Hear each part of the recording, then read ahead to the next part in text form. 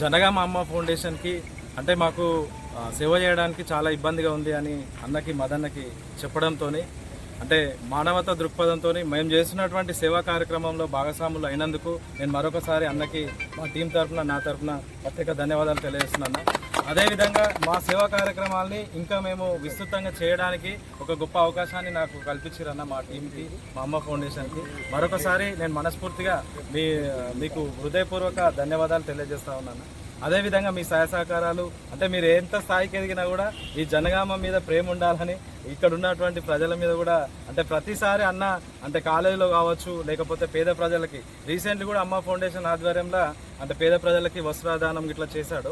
అంటే ప్రతిసారి చేస్తూనే ఉంటాడు, దానికి తోచిన విధంగా అన్న చేస్తుంటాడు.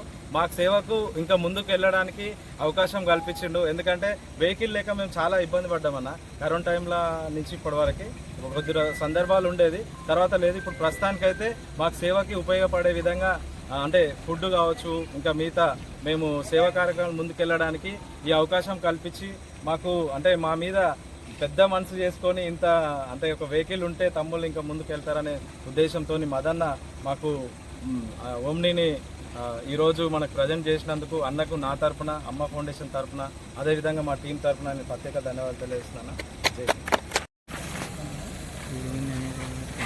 నాకు అనుకోని సన్మానం జరిగింది. మధు చెప్పడం రావడం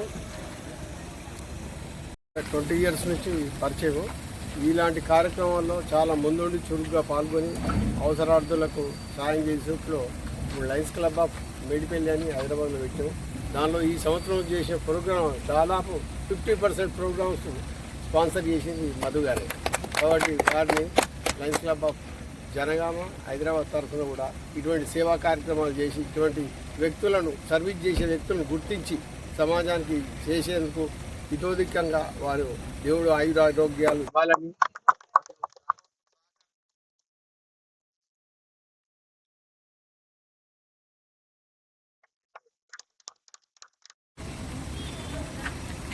నేను కొన్ని సంవత్సరాలుగా మనీని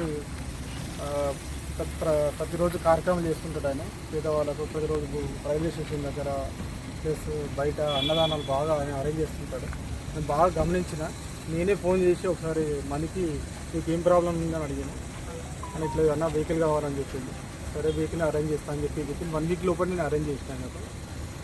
అంటే ఇప్పుడు మనం ఇచ్చిన దాన్ని సద్వినియోగం చేసుకొని లేని వాళ్ళకి వీళ్ళు ఫుడ్ సప్లై చేయాలని కోరుకుంటున్నా.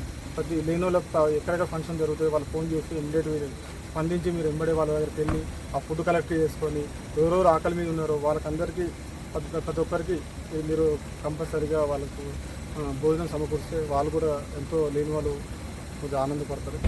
Thank you.